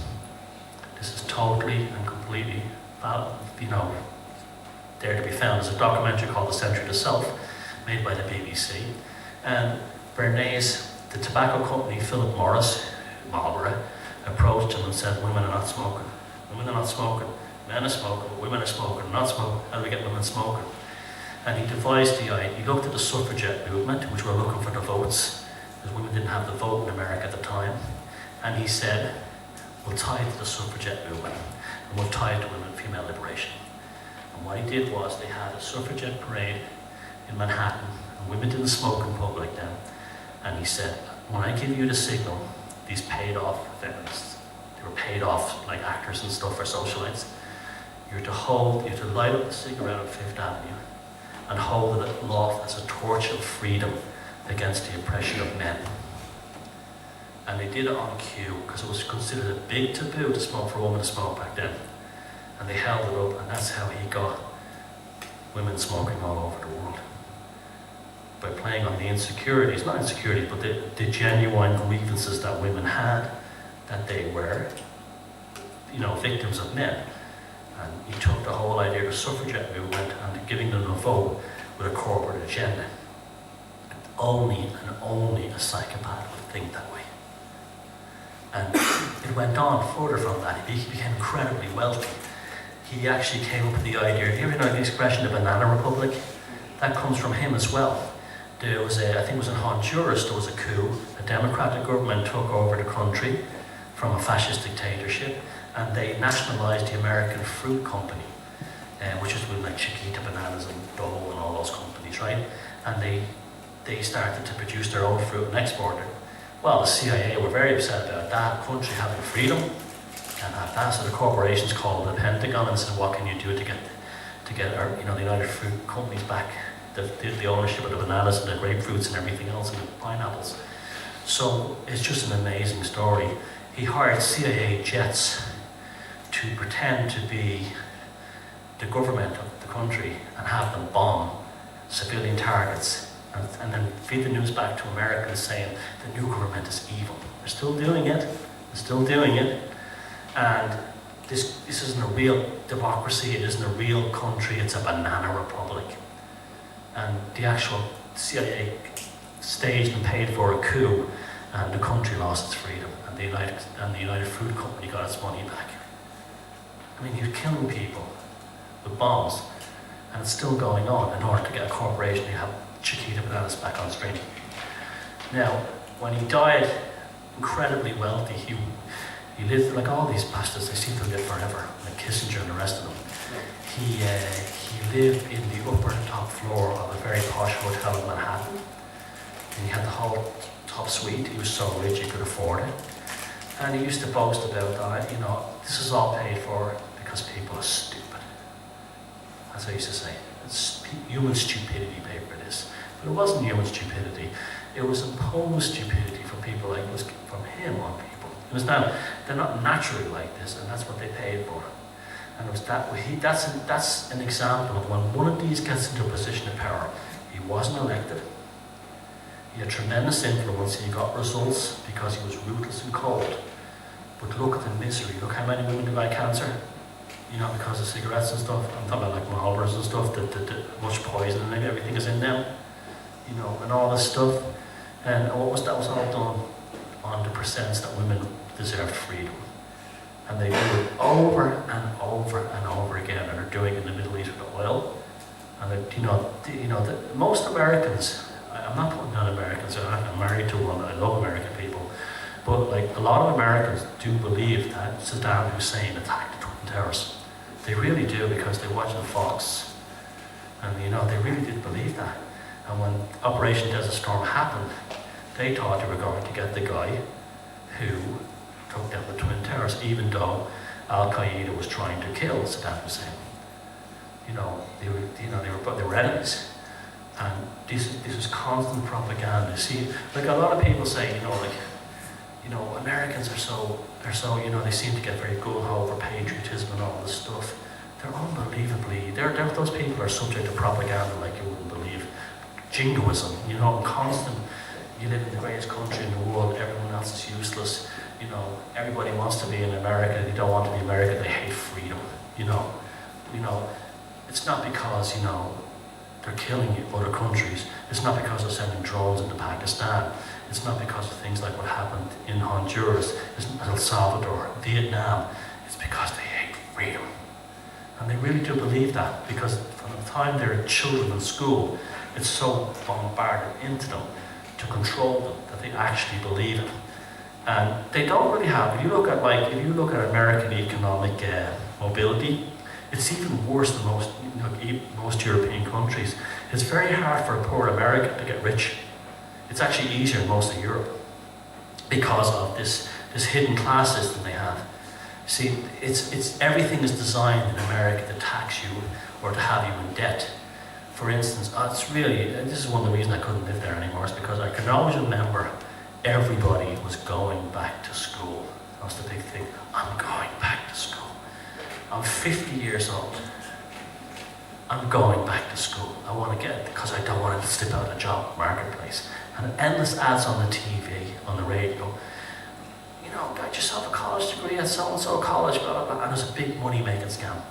And they'll play on your insecurities. That the marketplace is changing, jobs are changing. Do you have the skills that can get you forward? Meaning, will you die in the streets? No, I'm serious. And so I used to feel sorry for people. What are you doing tonight? Me, I'm not get drunk. I'm going to see a band. What are you doing tonight? Oh, well, I'm doing my degree in psychology. Oh, great. Why are you doing it? Oh, because I want to move up in the human resource department. Not because of a love of learning, but a need to believe that if they didn't do it, they wouldn't survive. They'd be on the streets, playing on fears and insecurities. And it's the most depressing thing, like, they would work in these jobs where, in America you really work, it doesn't matter what job you work in, we don't work as near compared to there, unless you've been there. They really work hard, those people. They work long hours and they're very stressed out. And then you might finish at 5, 6 o'clock, and then you go to a college where you do like 3 or 4 hours of study, and then they all have nervous breakdowns before their finals. We're lucky in this part of the world. We're usually done with our education by the time we're like mid-20s. And another reason why they're doing that is because they have massive college loans. In America, you can get a college loan very easy, even if you're not looking. It's very easy to get into university compared to Europe, because there's so many of them. But it's really a money-making scam, and the idea is to get people into debt. So they get huge college loans, and when you're 19, 20, you don't think I can pay this thing off. But you might graduate with your degree when you're 23, 24, 25, 26, and you might have $100,000 debt to pay off on your loans. So you got to work for that, and then you got to pay all the other things, and then they put you in a trap where they say the only way you'll pay it off is you do another degree, because you get an increased salary. So what you do then is you take another course. No, it's evil. And so people are trapped with this debt cycle forever. Only a psychopath can think of that, because that's how they would be. Now, what can we do with people? Put them in debt forever. Why is that good? We'll have their money forever. They'll always be slaves to us. Now, my second book, Defeated Demons, I talked about the prison system in America. This is really going to frighten you.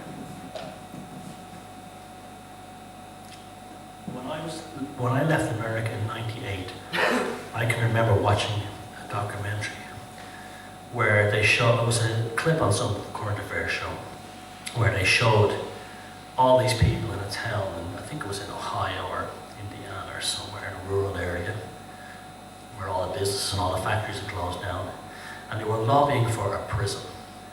And they made a rap video, the mayor of the town wearing a cowboy hat, and they're like, is we isn't going to get ourselves a prison. It's on YouTube if you can find it. And I remember thinking to myself, that can't be real. But what was happening was the federal government had decided all these towns that lost this is going to blow your mind, all the towns that had lost their money, their businesses and their infrastructure and their economy, a prison would reinvigorate the economy. So hundreds of new prisons were built all over the United States. Well, what are prisons filled of? Prisoners, right? So they had to fill those prisons up, okay? 2 reasons. They were actually not prisons, they were factories.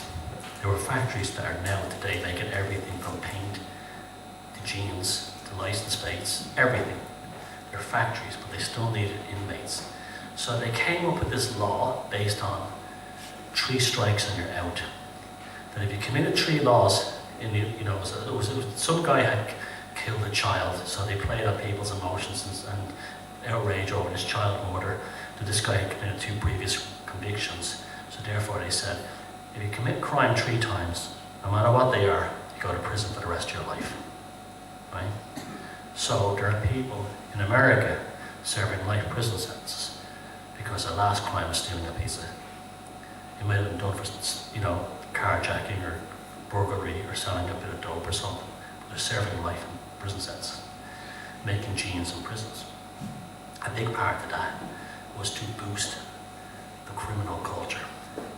Who are the majority of people in American prisons? Young African American males. I saw this happening with my own eyes. When the prisons were being built, when I was living in New York, you had hip-hop. Hip-hop was actually originally designed by gangs in the South Bronx not to fight each other. It was actually an anti-violent thing, okay? And hip-hop bands, you had like very conscious groups like Public Enemy, who were like promoting the ideas of Malcolm X and Black liberation, pretty cool, good stuff. You had that kind of thing. Suddenly, out of the blue, you have this West Coast rap thing appearing, gangster rap. The winner hoes and bitches, and all the songs are all about, I want to kill him or shoot him, my gang, waste your ass. NWA's all straight out of Compton, they're all, that's it. And I actually say some of the music is pretty good. I mean, musically, the lyrics are sick, disgusting. But on the cover of the album, they're all like around us with guns. And that was all to create gang culture, to glamorize the gang culture. because these were going to be the future inmates of the American prison system. Because you could actually lock them down on nothing and lock them up forever. So the majority of people in American prisons are poor whites, Latinos, and predominantly African Americans, serving incredibly long prison sentences. Many of them brought in on charges that in this part of the world they probably get a fine for. And America now locks up more people than the rest of the world put together. In the land of the free, there are more people in prison than there are in communist China, that has something like 4 or 5 times the population. And this was a psychopathic business model. And the whole thing was brought together. I told you about Bernays and smoking. Well, the same thing, they sat down in the US government with the corporations. How can we fill these prisons? Do you remember, I don't know how old many of you are, but I remember when MTV used to show music videos, and then you had at the same time it went to kind of like a hip-hop thing. But it wasn't like a decent hip-hop thing, it went straight into the gangster rap thing. And you know, you had the whole gangster rap kind of thing. It was the same thing. Just like with Edmund Bernays and the smoking and Philip Morris, they sat down, how can we change culture? How can we get them all in prison? And they invented gangster rap for that reason. And that's, as sick as that sounds, I'm telling you that's absolutely true, because the timelines are totally connected. They're totally connected. And they've been doing this forever. They've been doing this forever. And so we have 1.5 million people now in American prisons. Just think about that. I mean, the population of Dublin are now in American prisons. You know, many of them for the rest of their lives, making jeans. And there are also businesses that where you would not get away with in a normal factory. The things like making paint, we have very heavy solvents. You get cancer from this, or their plastic fabrication, you know, injection molding. Again, that's a very high toxic business, and that's what the prisons are doing. And it's you know, and you can't explain this to people. And even though it's basically more or less admitted, this is why only a psychopath can come up with that. Because people have asked me, what is a psychopath ultimately at the end of the day? What do they represent? What do they do? And I say, well, it's just business. Just business. Not personal. I have to do what I have to do to get what I want. And that means getting 1 million people in prison. I'll use gangster rap to glamorize crime to get them in there. Hey, you'll do it. I don't have feelings for other people. I don't care about other people. And so that's an example of why, one of thousands I could give you, of why we need to tackle this issue and why we are tackling this issue. And you know, when you say, okay, it's evil, it's pure evil. Sorry, Paul, how much longer do I have?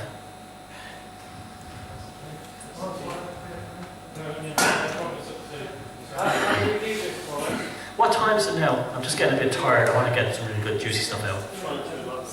Yeah, okay, then I'll just, so I know you probably like you have work tomorrow. But anyway, somebody had asked about, you know, like, is there a spiritual aspect to it? Well, it depends on what you define as being spiritual. To me, it's like, thanks very much, take care.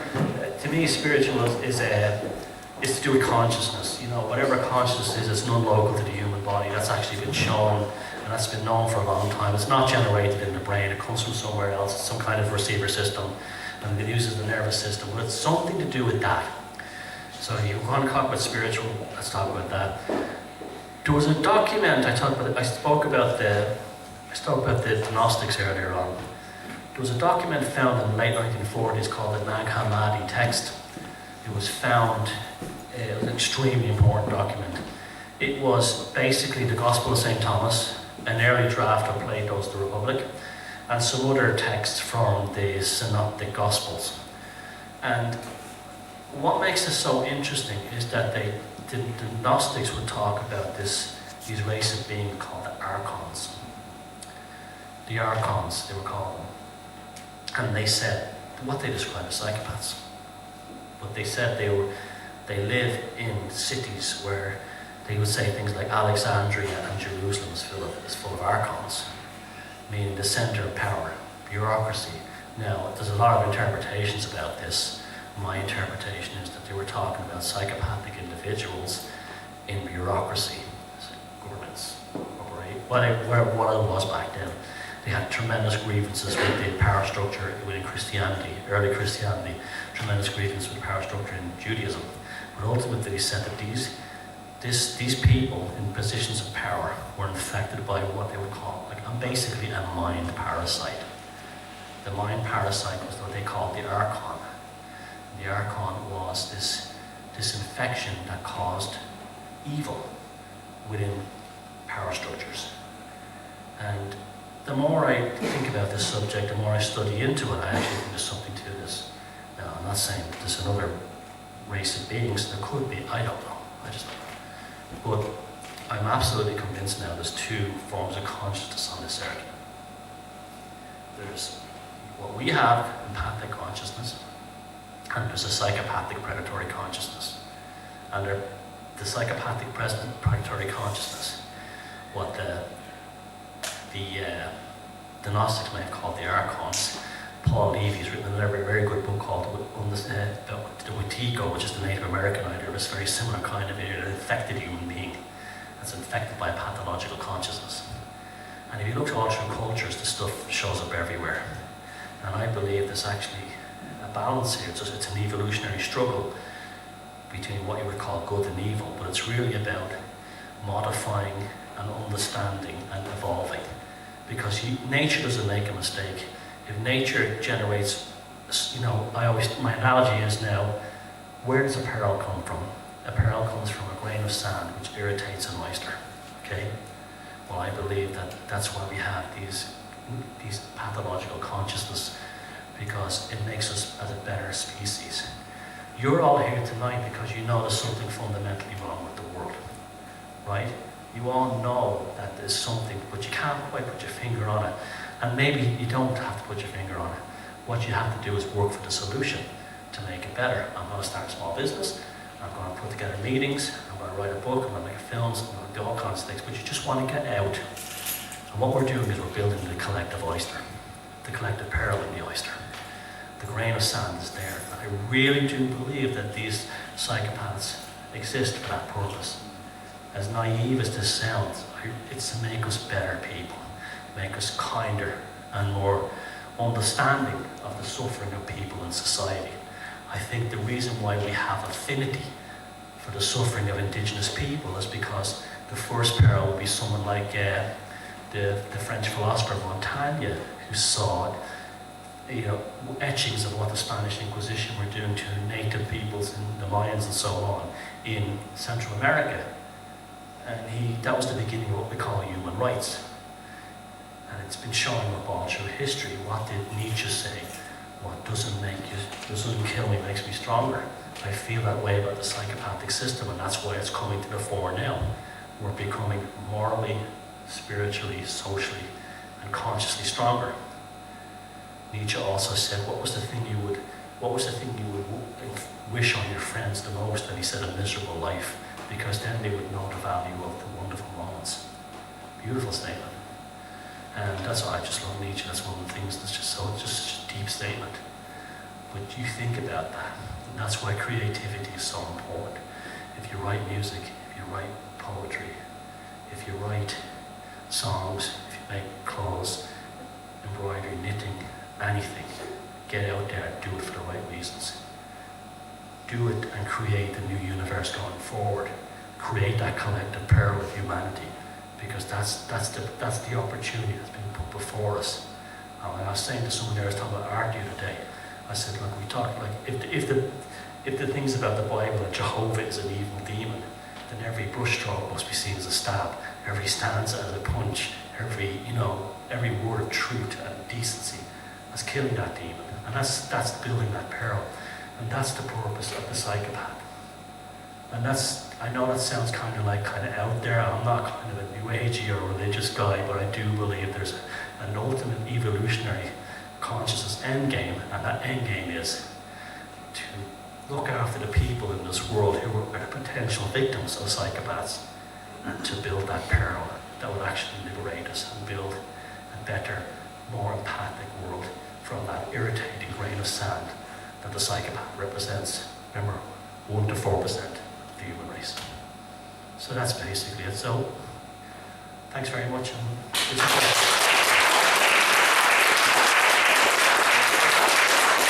have any questions? It's not about 15 minutes or something. Yeah, well, I don't know questions we have. That's how people feel. Yeah, Okay, we'll get this handy questions. Yeah, okay. I'll use this short opportunity to obviously pitch the next talk, which is Dan Green, who's doing the murder of Mary Magdalene. Ironically, because you mentioned it earlier on, but yeah, he's a Lincoln-based archaeologist who's got a twist on the story how Lincoln Cathedral was implicated in a possible burial place, and very interesting. And of course, if those who can't get enough, I'd certainly like to stay all night. Don't know if I can do it, but I probably will be there for most of it. And yeah, Birmingham tomorrow night, TruthJuice. I know most of you know about our annual gathering at Stonehenge campsite. I was going to plug that because we've got a lot of great talkers there, including Santos Bonacci and Maria Wheatley and Gary Evans and a few others. Check the website, it's updated daily now. Yeah, absolutely. I know there's plenty of people in the audience who've already got tickets, and they're selling quite well now.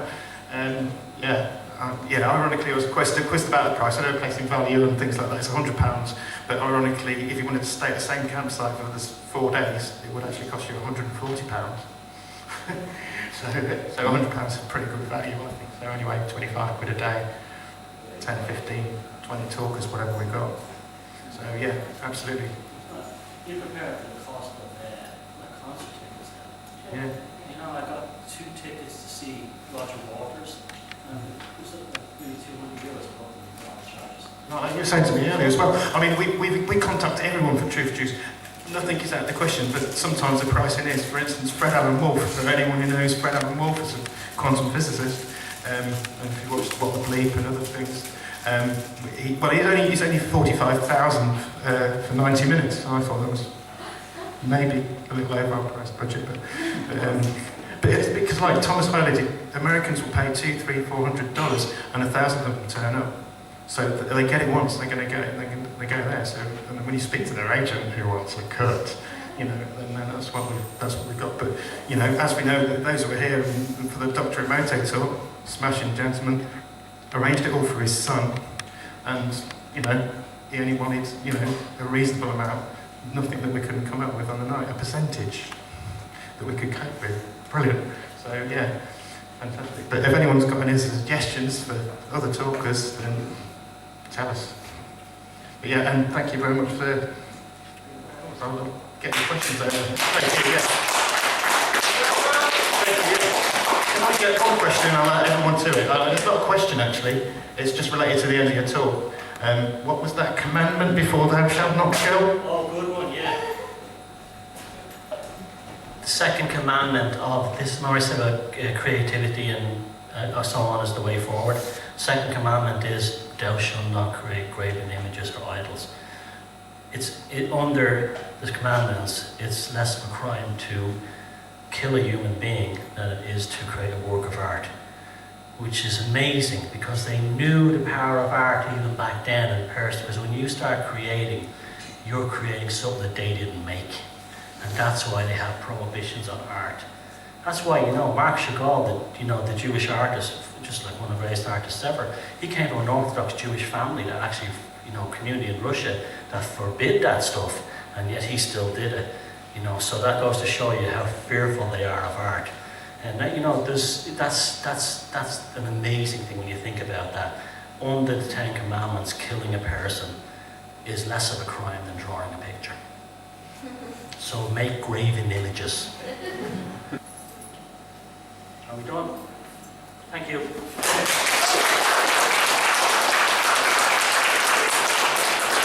you, Thomas. It's a pattern of what I expected from you, and I expected it to be very good. So I'm sure everyone agrees that was. No, yeah. No, I was on about your hotel room. You know, you got the tricycle. But yeah, thank you very much, and I'm sure we'll want to invite you back as soon as we can. Yeah.